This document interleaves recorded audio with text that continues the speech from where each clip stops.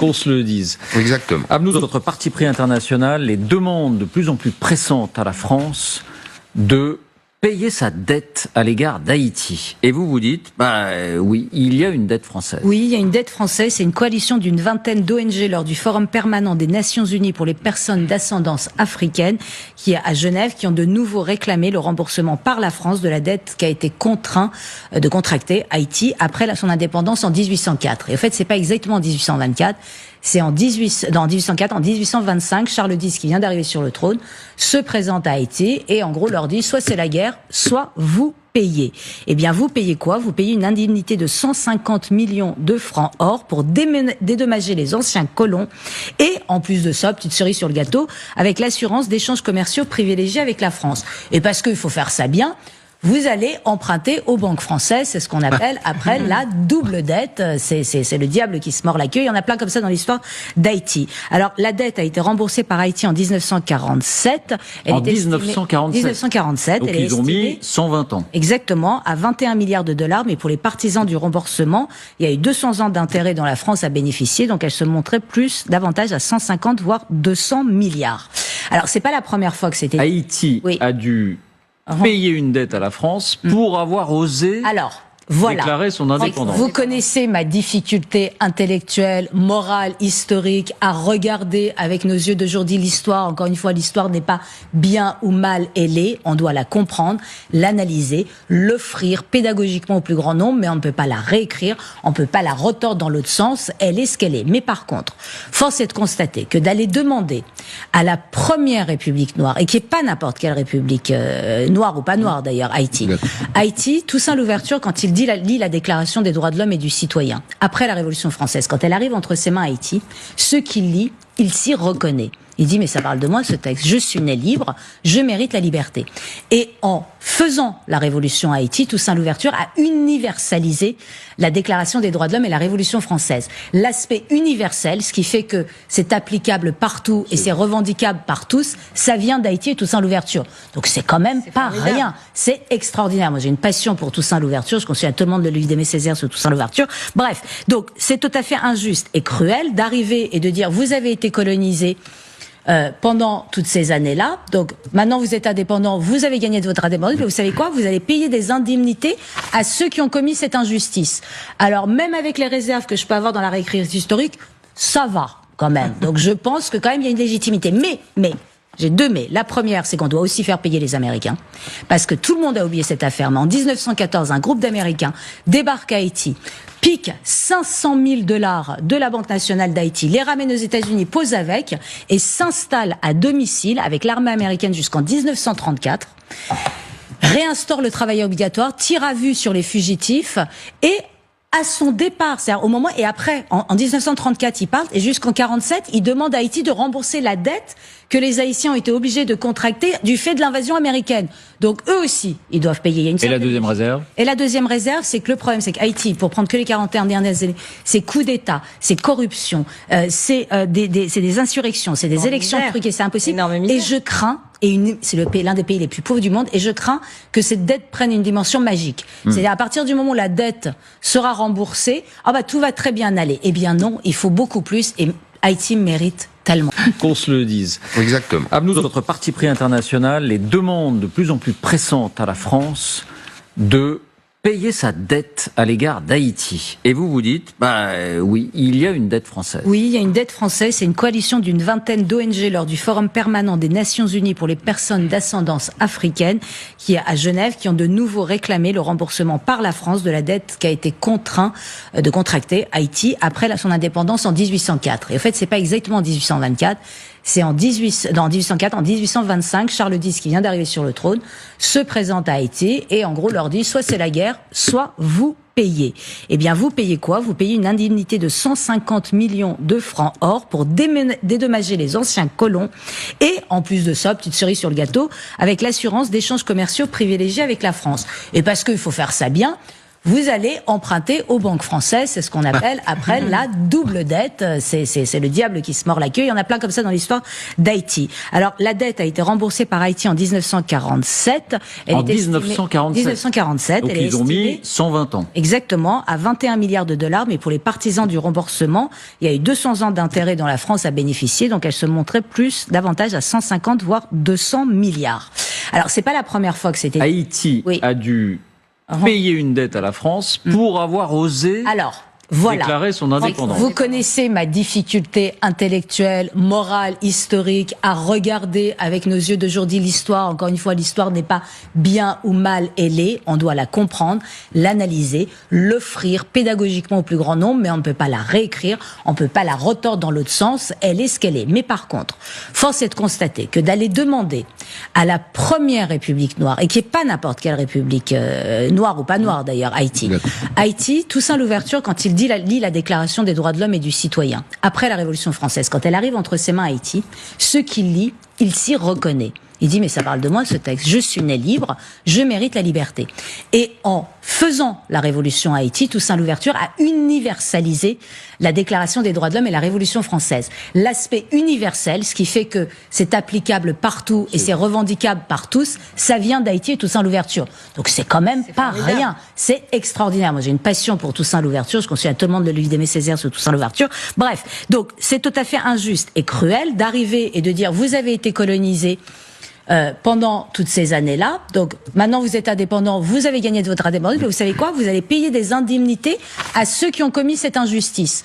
Alors même avec les réserves que je peux avoir dans la réécriture historique, ça va quand même. Donc je pense que quand même il y a une légitimité. Mais j'ai deux mais. La première, c'est qu'on doit aussi faire payer les Américains.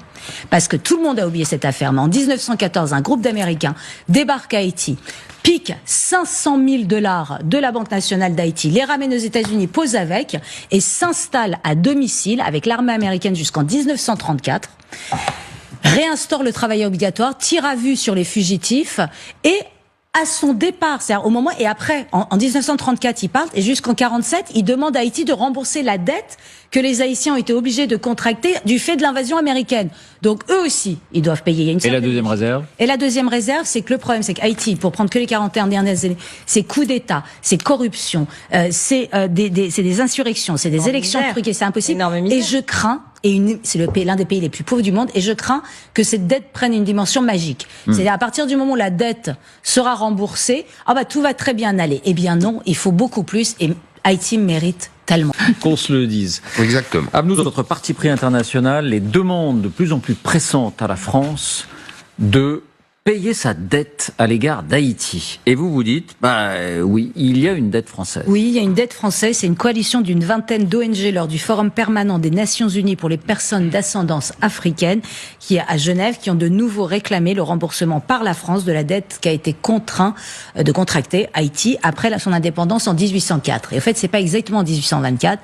C'est en 1804, en 1825, Charles X, qui vient d'arriver sur le trône, se présente à Haïti et en gros leur dit soit c'est la guerre, soit vous payez. Eh bien, vous payez quoi? Vous payez une indemnité de 150 millions de francs or pour dédommager les anciens colons et, en plus de ça, petite cerise sur le gâteau, avec l'assurance d'échanges commerciaux privilégiés avec la France. Et parce qu'il faut faire ça bien, vous allez emprunter aux banques françaises, c'est ce qu'on appelle après la double dette. C'est le diable qui se mord la queue. Il y en a plein comme ça dans l'histoire d'Haïti. Alors la dette a été remboursée par Haïti en 1947. En 1947. Donc ils ont mis 120 ans. Exactement, à 21 milliards de dollars. Mais pour les partisans du remboursement, il y a eu 200 ans d'intérêt dont la France a bénéficié. Donc elle se montrait davantage à 150 voire 200 milliards.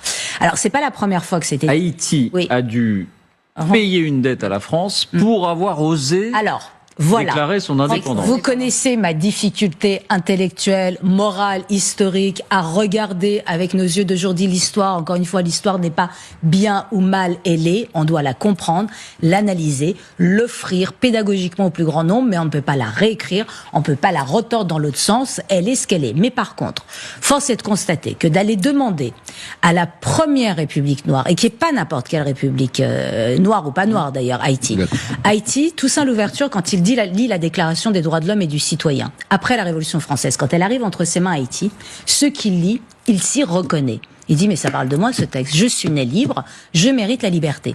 Et en faisant la révolution à Haïti, Toussaint Louverture a universalisé la Déclaration des droits de l'homme et la Révolution française. L'aspect universel, ce qui fait que c'est applicable partout et c'est revendicable par tous, ça vient d'Haïti et Toussaint Louverture. Donc c'est quand même pas rien. C'est extraordinaire. Moi j'ai une passion pour Toussaint Louverture. Je conseille à tout le monde de lire d'Aimé Césaire sur Toussaint Louverture. Bref, donc c'est tout à fait injuste et cruel d'arriver et de dire vous avez été colonisé pendant toutes ces années-là. Donc maintenant vous êtes indépendant, vous avez gagné de votre indépendance, mais vous savez quoi? Vous allez payer des indemnités à ceux qui ont commis cette injustice.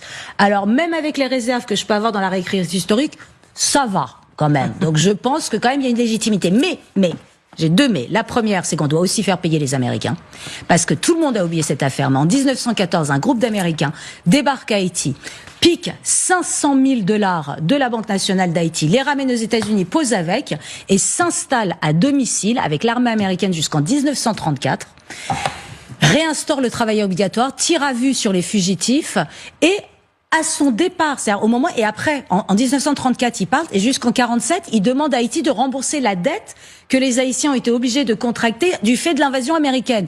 Donc eux aussi, ils doivent payer. Il y a une Et la deuxième réserve? Et la deuxième réserve, c'est que le problème, c'est qu'Haïti, pour prendre que les 41 dernières années, c'est coup d'État, c'est corruption, c'est des insurrections, c'est des élections truquées, c'est impossible. Et je crains, c'est l'un des pays les plus pauvres du monde, et je crains que cette dette prenne une dimension magique. C'est-à-dire à partir du moment où la dette sera remboursée, tout va très bien aller. Eh bien non, il faut beaucoup plus, et Haïti mérite tellement. Qu'on se le dise. Exactement. À nous, notre parti pris international, les demandes de plus en plus pressantes à la France de payer sa dette à l'égard d'Haïti. Et vous vous dites, oui, il y a une dette française. Oui, il y a une dette française. C'est une coalition d'une vingtaine d'ONG lors du Forum permanent des Nations Unies pour les personnes d'ascendance africaine, qui est à Genève, qui ont de nouveau réclamé le remboursement par la France de la dette qu'a été contraint de contracter Haïti après son indépendance en 1804. Et en fait, c'est pas exactement en 1824. C'est en 1804, en 1825, Charles X, qui vient d'arriver sur le trône, se présente à Haïti et en gros leur dit soit c'est la guerre, soit vous payez.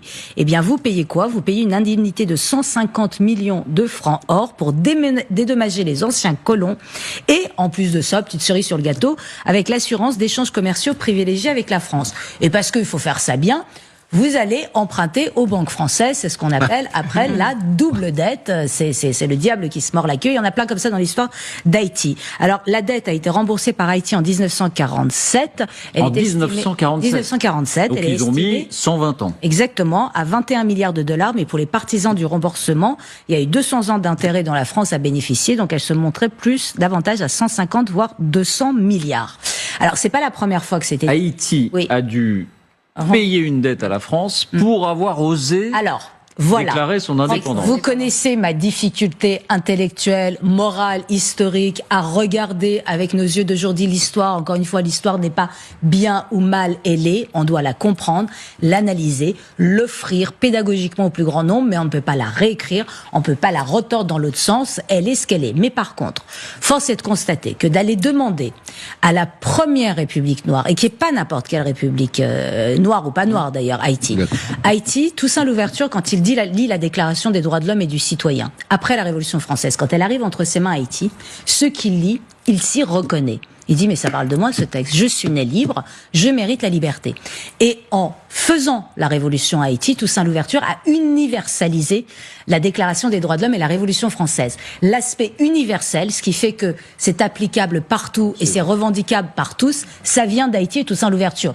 Donc c'est quand même pas rien. C'est extraordinaire. Moi j'ai une passion pour Toussaint Louverture. Je conseille à tout le monde de lire d'Aimé Césaire sur Toussaint Louverture. Bref, donc c'est tout à fait injuste et cruel d'arriver et de dire vous avez été colonisé pendant toutes ces années-là. Donc maintenant vous êtes indépendant, vous avez gagné de votre indépendance, mais vous savez quoi? Vous allez payer des indemnités à ceux qui ont commis cette injustice. Alors même avec les réserves que je peux avoir dans la réécriture historique, ça va quand même. Donc je pense que quand même il y a une légitimité. Mais j'ai deux mais. La première, c'est qu'on doit aussi faire payer les Américains. Parce que tout le monde a oublié cette affaire. Mais en 1914, un groupe d'Américains débarque à Haïti, pique 500 000 $ de la Banque nationale d'Haïti, les ramène aux États-Unis, pose avec, et s'installe à domicile avec l'armée américaine jusqu'en 1934, réinstaure le travail obligatoire, tire à vue sur les fugitifs, et à son départ, c'est-à-dire au moment et après, en 1934, ils partent et jusqu'en 47, ils demandent à Haïti de rembourser la dette que les Haïtiens ont été obligés de contracter du fait de l'invasion américaine. Donc eux aussi, ils doivent payer. Il y a une Et la deuxième réserve? Et la deuxième réserve, c'est que le problème, c'est qu'Haïti, pour prendre que les 41 dernières années, c'est coups d'État, c'est corruption, c'est des insurrections, c'est des élections truquées, c'est impossible. Et je crains, c'est l'un des pays les plus pauvres du monde, et je crains que cette dette prenne une dimension magique. C'est-à-dire à partir du moment où la dette sera remboursée, tout va très bien aller. Eh bien non, il faut beaucoup plus, et Haïti mérite tellement.